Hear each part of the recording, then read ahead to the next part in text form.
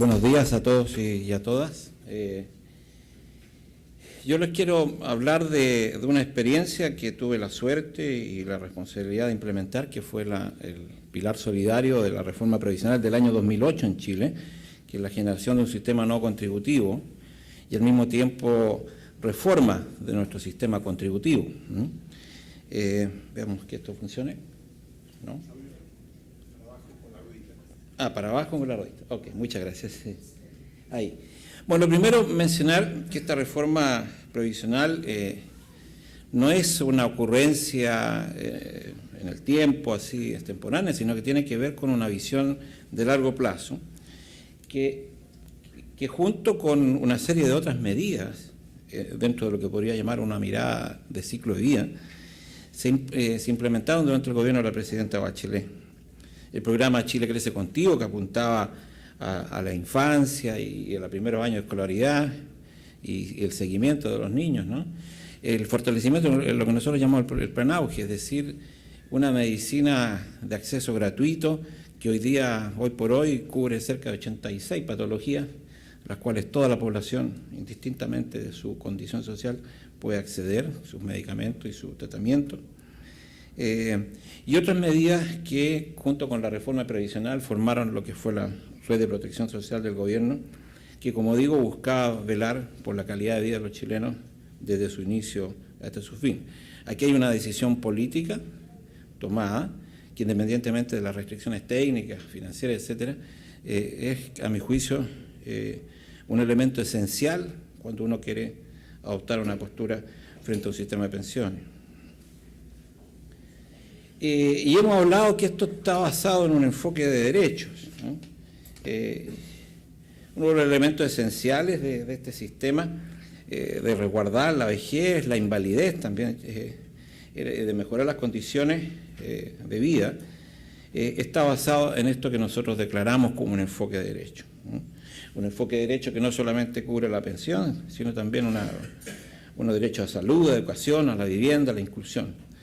Y sobre esto quiero detenerme un poco, porque la verdad, y ayer teníamos una discusión sobre esta materia, hablamos mucho sobre el enfoque de derecho, pero la verdad es que los enfoques de derecho, cuando los declaramos, requieren cierta responsabilidad y compromiso, ¿no? Y compromiso político, y en particular en el caso cuando estamos hablando de derecho a una pensión digna, ¿no? Esto es una declaración de principio. Declarar que una sociedad está basada en el enfoque de derecho implica una declaración de principio. Muchos de estos principios nosotros los hemos ido reconociendo e incorporando a nuestra legislación a través de tratados internacionales de los derechos humanos que han estado definiendo por el sistema de Naciones Unidas. Pero el hecho de incorporarlo a veces a la Constitución no necesariamente esto implica que se cumplan. Y por lo tanto muchas veces estos derechos son vacíos. O en algunos casos simplemente estos derechos no están.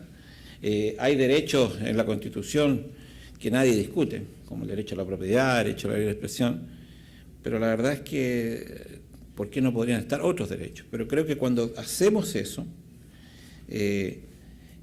hoy por hoy, por ejemplo, el derecho a la vejez digna no es un derecho universal aún reconocido por la Naciones Unidas. En el día de hoy, la Comisión de Derechos Humanos de la OEA se está reunida, donde se está votando el reconocimiento de este derecho, por lo menos a nivel iberoamericano, espero que se apruebe.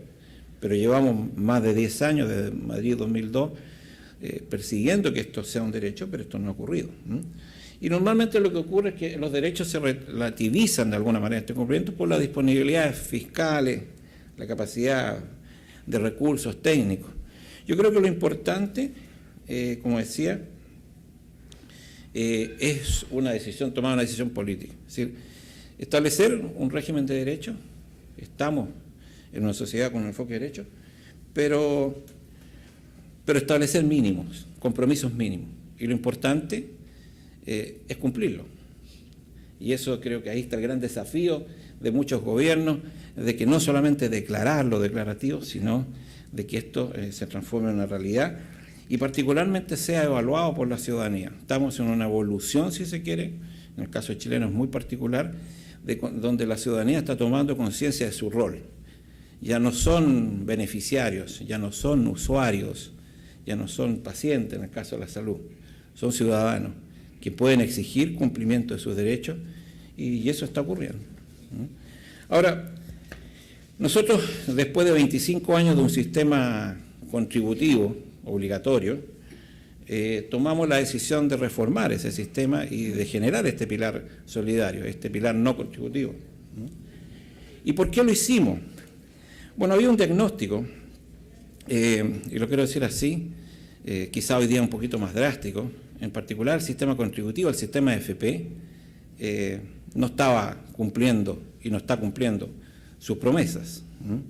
Algunos podrán decir que el sistema ha fracasado, yo que soy un poquito menos vehemente, pero quiero decir que sí, el sistema está en severo cuestionamiento.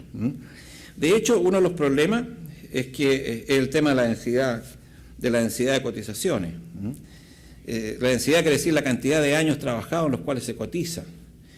La precariedad de los empleos, las personas más o menos duran entre 3 y 4 años los empleos y se cambian, pasan del mundo dependiente al mundo independiente, en el mundo independiente no cotizan.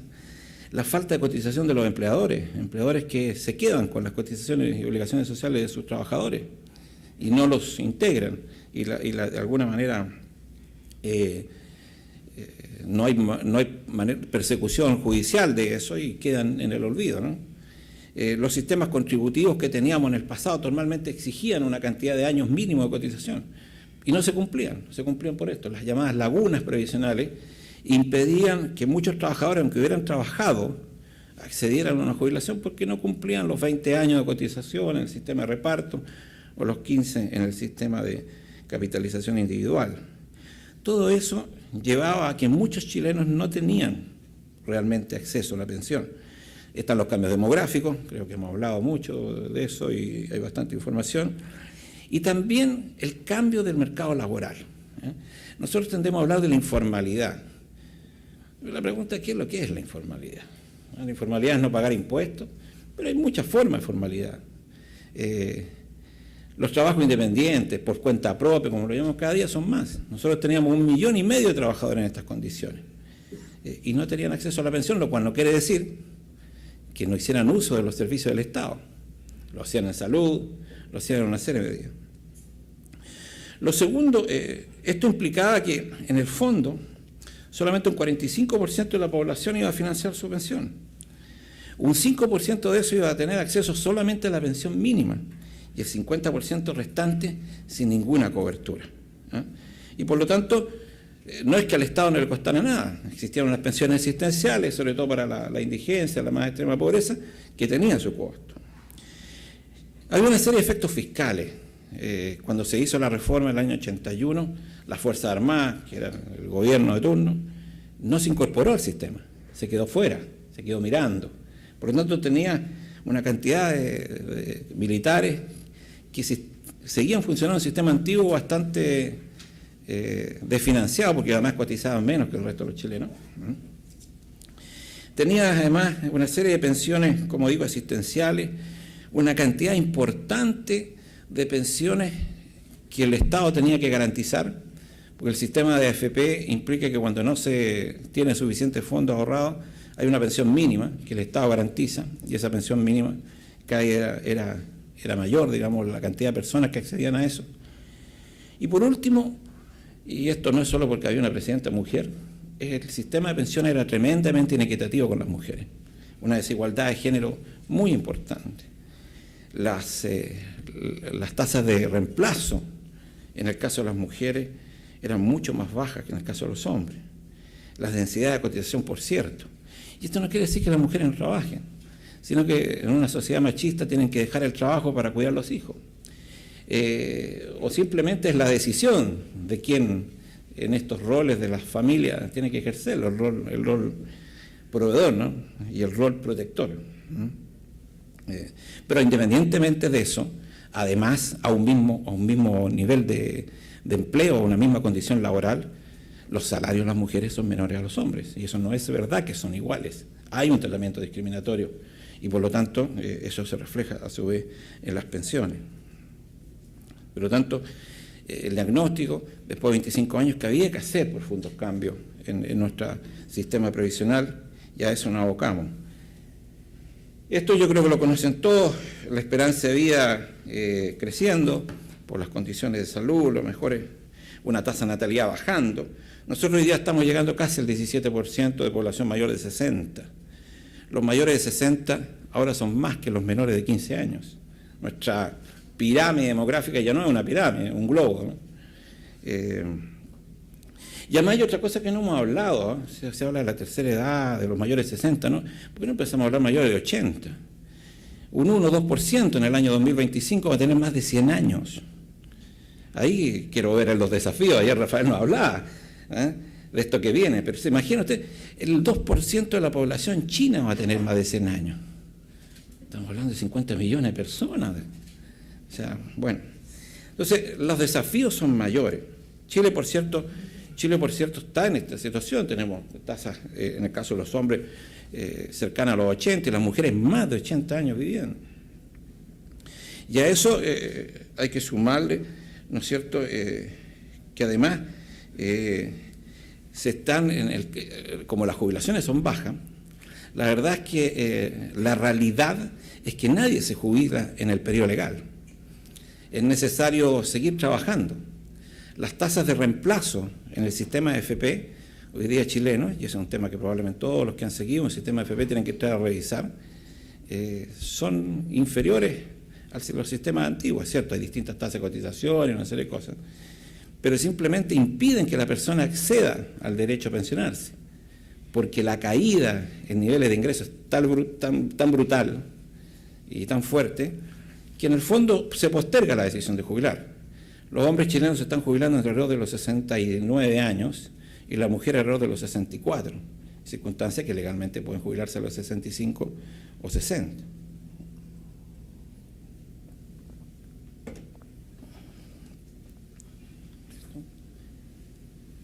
Bueno,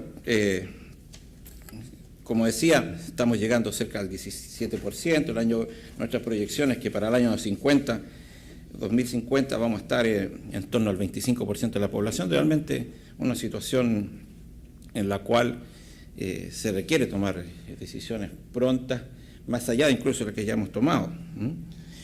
Como decía, además, es un sistema de garantía estatal donde las proyecciones, este es el caso de las pensiones mínimas garantizadas, proyectadas antes de la reforma, indicaban que esto iba a ir en crecimiento. Por lo tanto, había que tomar una decisión y, en el fondo, sincerar.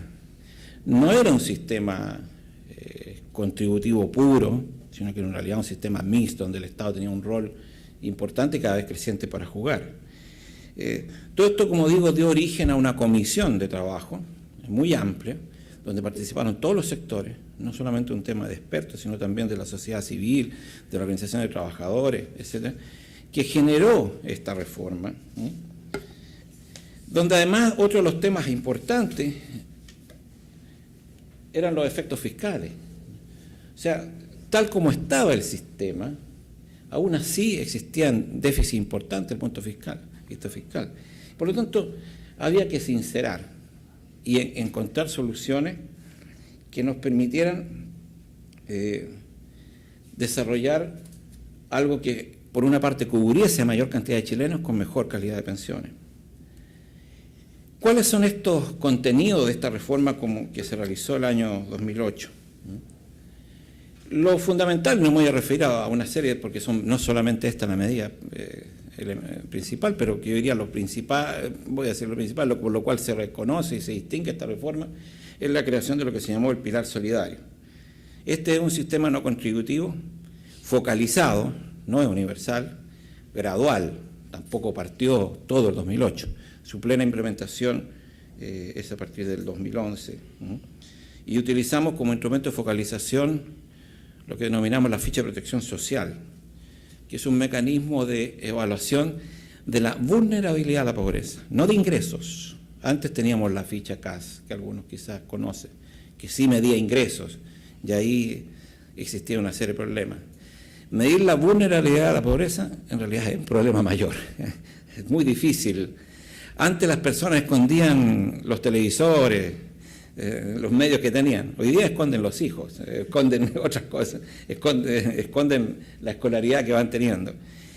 Siempre la focalización es compleja, siempre es compleja. Pero fue la decisión que tomamos como instrumento y es un instrumento, como digo, costoso y complejo. La creación del pilar solidario constituye el hito más importante de la reforma previsional y obviamente tiene un objetivo de disminución de la pobreza. Y permite que todos aquellos que no hubiesen tenido lo suficiente ahorro o simplemente no hubiesen trabajado en una relación laboral contractual por solo el hecho de cumplir 65 años y estar dentro del campo de la focalización de la política pública, acceden a este beneficio. No solo chilenos, también extranjeros. Y quiero dejarlo aquí porque en el caso específico de los trabajadores peruanos que están en Chile trabajando, es el único país con el cual tenemos convenio en el cual se pueden trasladar los fondos. Con los demás países lo único que podemos hacer es reconocer años, pero trasladar los fondos es el único país entre Perú y Chile que se puede hacer esto. Y eso es importante porque además alguien que está en estas condiciones en Chile y ha vivido más de 20 años tiene derecho también a esta pensión solidaria. No hay una atadura al trabajo, a la condición del contrato. Es la condición de ciudadano, por cierto, focalizada, restringida, con estos parámetros que digo. Y accede al 60% y se cierra esta brecha, se va cerrando poco a poco, no se cierra totalmente, se va cerrando una brecha de inequidad y desigualdad. Yo diría que eso es un tema que hay que discutir más, hay que tener más en la conversación, porque no es solamente un tema de generar un derecho, sino que también es cómo distribuimos mejor los ingresos y cómo vamos cerrando estas brechas de desigualdad, que a veces los Gini no miden muy bien, sino que son mucho más dramáticas. ¿En qué consistió este pilar solidario? Bueno, es una pensión mínima garantizada de por vida, aproximadamente unos $160 mensuales, que tiene dos tipos, ¿no? Por una parte, una pensión de vejez, al cumplimiento de los 65 años o más, y por otro lado, una pensión solidaria de invalidez, que esto es para personas entre 18 y 65 años que puedan calificar, en este caso entran los médicos, las comisiones médicas, una condición de invalidez que les impida trabajar más allá del 50%. Y la otra componente, porque esto es la pensión para quienes no trabajaron y simplemente no tenían o no completaban, es para aquellos que hubieron trabajado y que tenían una pensión, hay un complemento, que es el aporte previsional solidario. Es decir, hasta las pensiones que son de $515 aproximadamente hoy día, el Estado aporta un suplemento para mejorar esa pensión. Y nuevamente existen dos tipos de aporte previsional solidario, uno para la vejez, los mayores de 65, y otro para la invalidez, aquellas personas que tienen incapacidad laboral. Como dije, esto también permite que extranjeros que tengan más de 20 años de residencia en Chile puedan acceder a eso. Lo que hicimos en el lado izquierdo era lo que era el sistema antiguo. Había una brecha. Teníamos las PASI, que son las pensiones asistenciales a los segmentos de mayor pobreza. Luego en el sistema contributivo obligatorio había un segmento que accedía a la PMG, la pensión mínima garantizada, que estaba por debajo de un nivel que el Estado establecía, donde el Estado garantizaba eso independientemente de los ahorros. Y estaba el sistema contributivo obligatorio y por sobre eso un sistema voluntario. Lo que hicimos fue cerrar esa brecha, ampliar el sistema de pensiones solidarias hasta el 60% de la población y además agregar un puente, si se quiere, para aquellos que tenían pensiones bajas que estaban en el sistema contributivo obligatorio y cerrar las brechas en las cuales se estaban produciendo. Estos son los costos, probablemente los números no están muy actualizados porque son valores de hace unos 2 años. Pero Rafael mencionaba ayer, o sea, no hay ningún sistema que sea muy significativo. O sea, al año 2015, y probablemente un poquito más, 1.762 millones de dólares, de los cuales el sistema de pensiones solidaria son 1.366. El resto son una serie de otras medidas que venían incluidas en la reforma. El bono por hijo, que podemos hablar algún poco de eso, alguien si está interesado. Bonificación para la contratación de los jóvenes, que no funcionó mucho, que ayer mencionaba, me parece que fue lo del BBVA, y una serie de rebajas. Todo eso es inferior al 1% del Producto Interno Bruto de costos, y proyectado al año 2025 el doble, ¿no? Pero aún así, una cosa importante, y por eso digo que cuando uno habla de derecho, es bueno hablar con un sentido de promesa que se va a cumplir. Esto es una reforma financiada. No se hizo una ley, sino que al mismo tiempo se consideró, bueno, ¿dónde salen los recursos? Y estos están financiados con un fondo especial, fondos soberanos, que se van siendo generados por los excedentes del precio del cobre.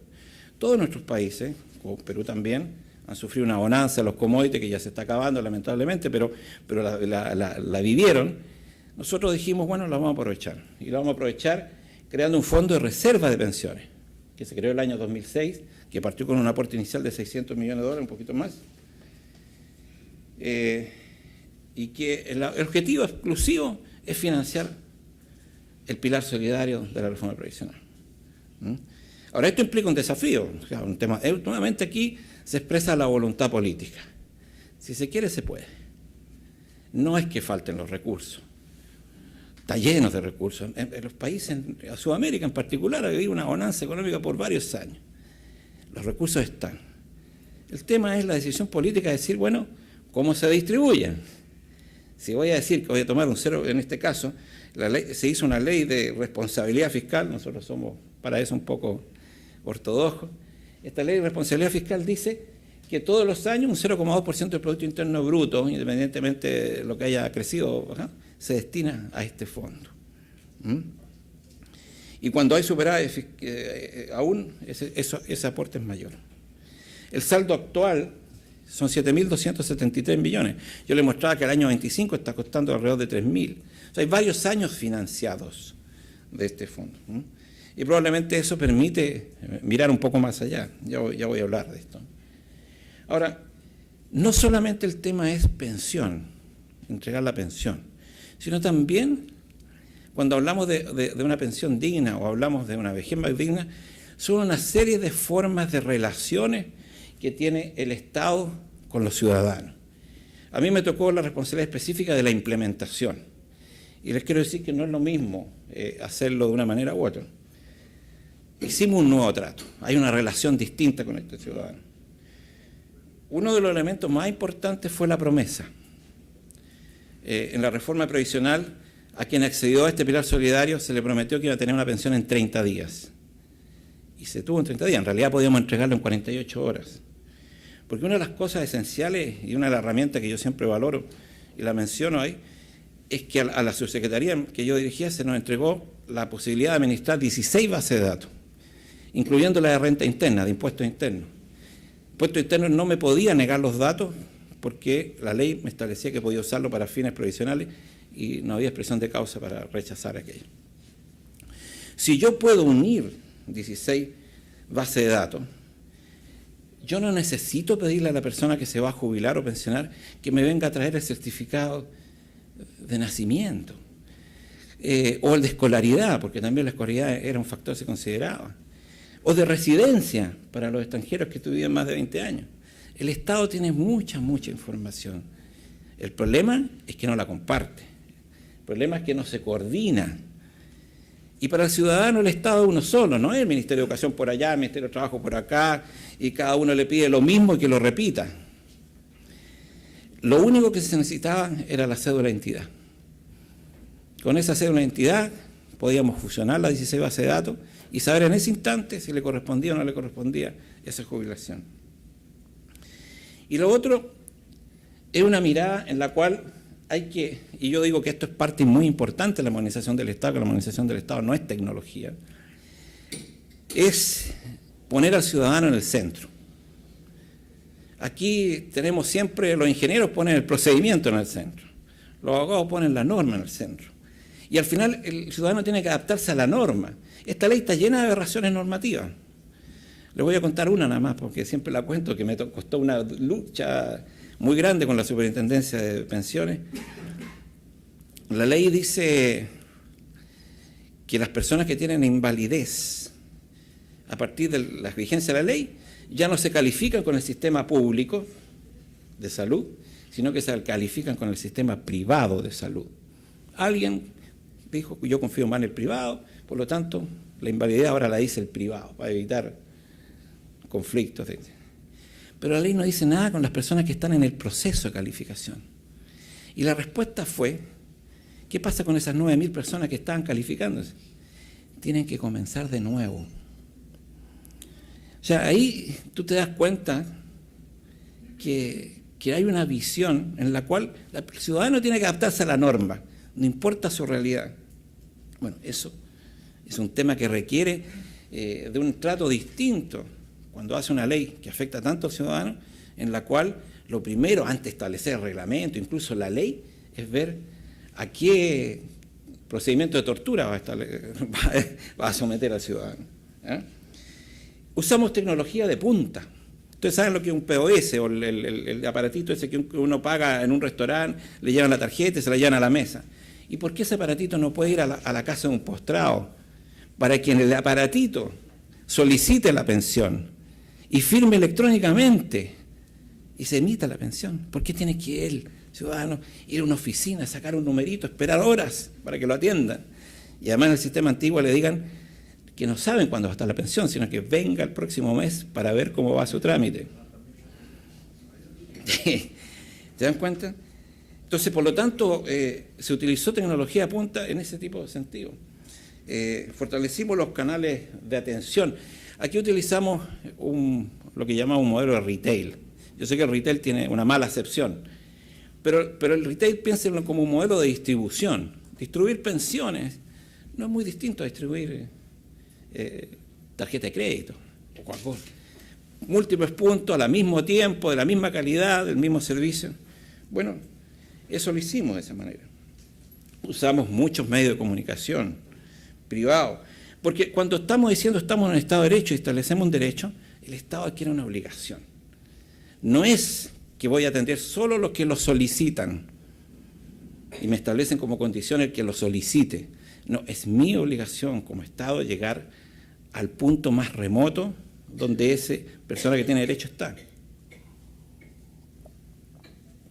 Y por lo tanto, hicimos la reforma en múltiples formatos, en múltiples idiomas, en mapudungún, en aymara, en quechua, en rapanui. Nosotros tenemos 7 etnias, la otra no nos dio porque la verdad es que es más complicado. Pero, y como digo, establecimos un trato nuevo. No era solamente el producto, sino también en la forma de hacerlo, la implementación. Bueno, ¿qué significa hoy? Hoy por hoy, son cifras de septiembre del sistema de pensiones nuestro, que regula también este sistema solidario, 1.214.000 beneficiarios, o si ustedes que han tenido, una parte importante con pensiones de vejez, pero una parte no menor, pueden verlo ahí, perdón, esto se me fue para...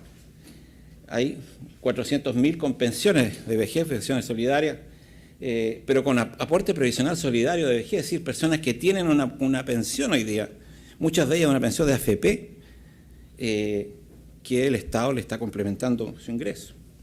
Y bastante, y no son pocas.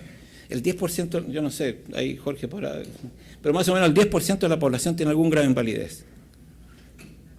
No todo es invalidez para trabajar, pero bueno, hay muchas personas. Ecuador tiene un programa muy interesante en materia de invalidez, encabezado por el vicepresidente de la República.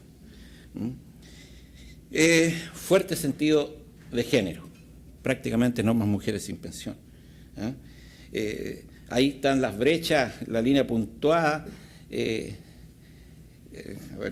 Arriba están las mujeres, las líneas más oscuras son los hombres, y las líneas puntuadas en las que están diciendo cómo disminuyó el número de hombres y de mujeres, mucho más el número de mujeres que hoy día no tienen pensión.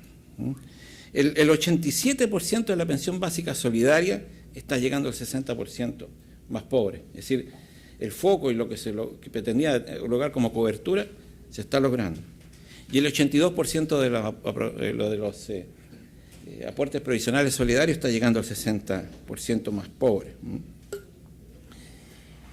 Aquí espero que se note bien, pero estos son datos de nuestra comisión que trabaja junto al sistema de pensiones, Consejo Consultivo Provisional. Bueno, Como les dije, esto es una reforma gradual, todavía no tenemos datos que vayan impactando en forma, pero hay una primera medición al año 2012, donde en términos de las personas mayores de 65 años, 2,7% disminuyó la pobreza, y en términos de la población total, 0,7%.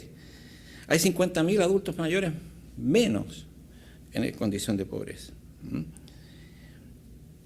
Pero también esto tiene otro impacto, que es el efecto en los ingresos de los hogares. Es decir, lo que se mencionaba ayer, en un hogar donde vive un adulto mayor, ahora hay un adulto mayor que tiene un ingreso, que será bajo, si ustedes quieren, pero tiene un efecto también en los ingresos per cápita del grupo del hogar.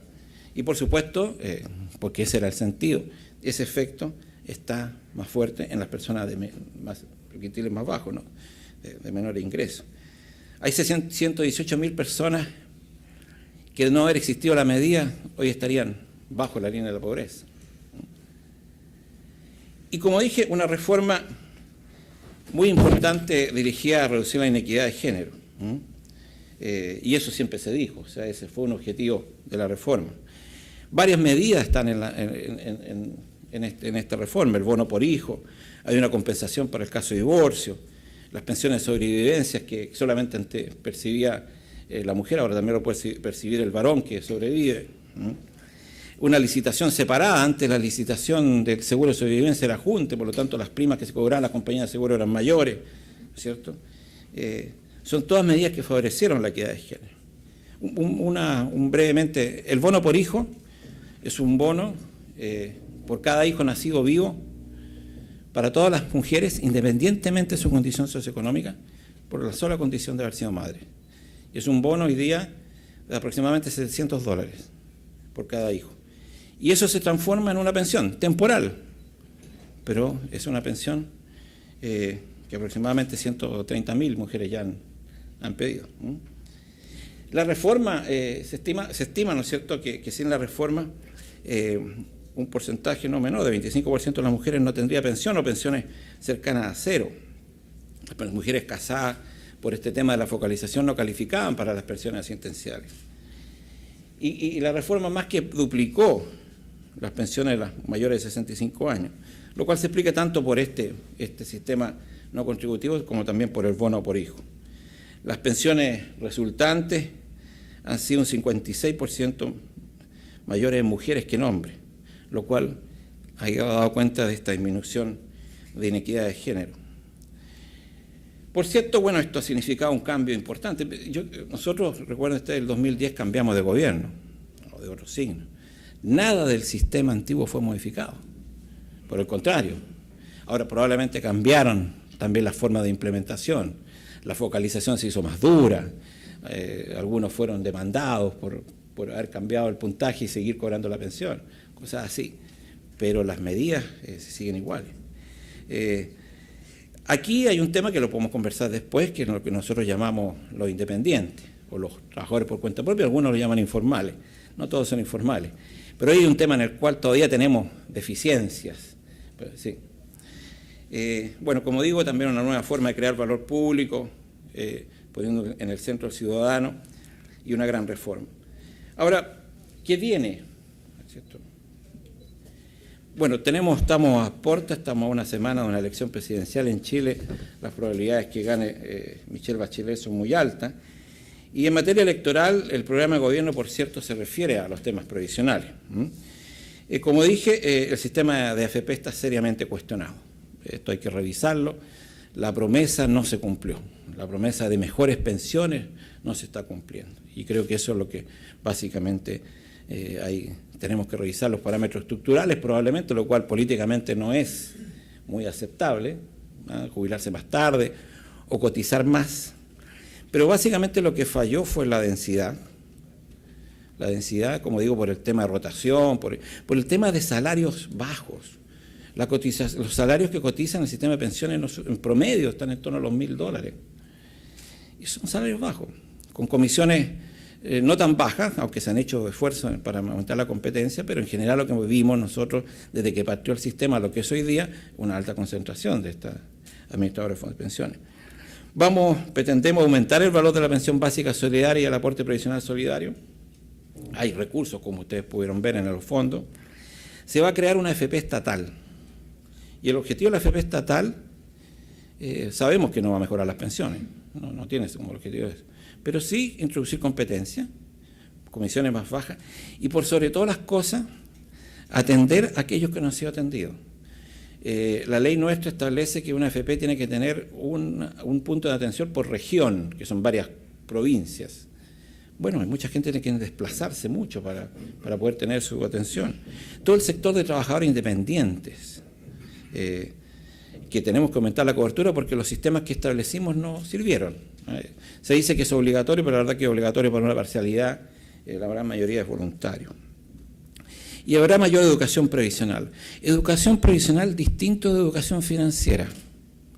No es enseñar el TIR o la rentabilidad de una inversión o la importancia del ahorro. Es un cambio cultural, de hábitos culturales. Y eso requiere la educación popular. Los pares educando a los pares. No es un profesor de finanzas educando a pescadores, taxistas, etc. Y por cierto, fortaleciendo este derecho a la pensión digna. Esta es una reforma que, como digo, cambió la vida de los chilenos. No se va a volver atrás en esta materia. Y hoy día 1.200.000 personas lo están gozando. Así que eso es. Muchas gracias.